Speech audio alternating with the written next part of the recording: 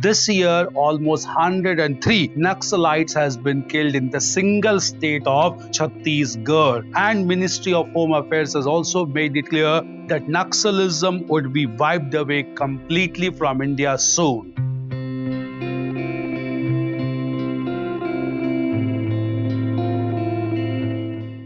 Hello everyone. So today we are going to discuss about an important issue concerning India's security, and that is Naxal ideology in our country, because this year almost 103 Naxalites has been killed in the single state of Chhattisgarh, and Ministry of Home Affairs has also made it clear that Naxalism would be wiped away completely from India soon. So we need to discuss some of the dimensions related to Naxalism in India, also known as left-wing extremism in India.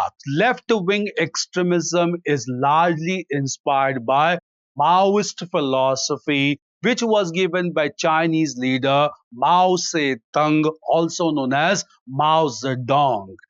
According to Maoist philosophy, the members supporting this ideology believes in overthrow of a state and its institutions for proper distribution of economic resources. Clear? In other words, supporters and protagonists of Maoism believes in insurgency, whereby regime has to be changed in order to ensure proper distribution of resources and wealth. Clear?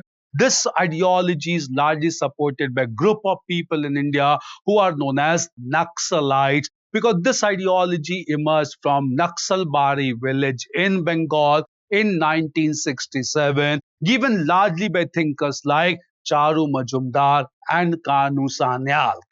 When Naxalism started to take place, largely due to the failure of land reforms in India, it started to spread across the eastern corridor of India from Nepal to Andhra Pradesh. That area came to be known as Red Corridor, which was largely marked by forested tracts where Naxal forces began to operate against the state machinery.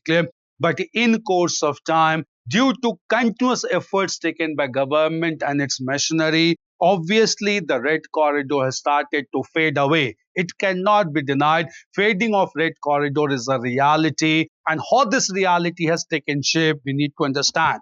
First and foremost important thing is government initiatives, largely military operations undertaken by paramilitary forces. So government initiatives has been largely directed towards continuous military operations in the regions of Bihar, Chhattisgarh, Jharkhand, West Bengal, and even Andhra Pradesh. So military operations led by paramilitary forces has been a major factor for the fading away of Red Corridor to a large extent. Another major factor has been development programs of Indian government, whereby we are trying to rather provide rehabilitation and better avenues to the people and the youth so as to wean them away from Naxal ideology.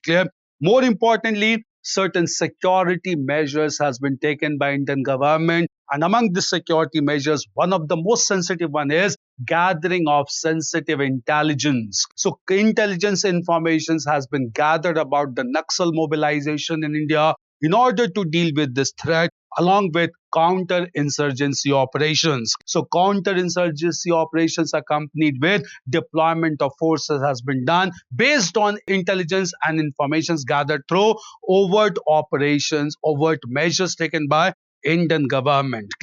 More importantly, we have tried to win over the trust of Naxal forces by ensuring the surrender and rehabilitation, which is another move, positive move by government of India.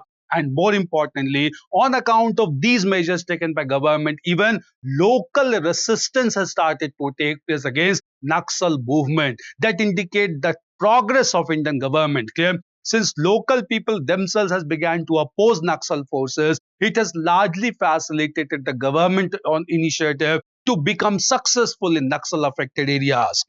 Now coming to recent declaration by Ministry of Home Affairs leading to large number of killing of Naxal forces in Chhattisgarh, Ministry of Home Affairs has declared that Naxalism will be completely abolished from India soon. But at the same time, we need to be more realistic in nature. Obviously, Naxalism can be abolished, but in a long term. It cannot be abolished in the short term. But at the same time, certain measures are to be taken to mitigate the effects of Naxal ideology and movement in India. What are those measures to be taken to mitigate the effects of Naxalism and to abolish Naxalism in the long term?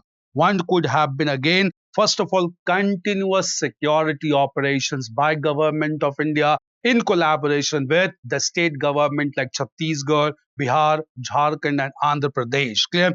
More importantly, it should be accompanied with comprehensive development initiatives by government so that with comprehensive development initiatives, youths and the people could be directed towards progressive measures and they can be weaned away or they can be moved away from Naxal ideology. Clear?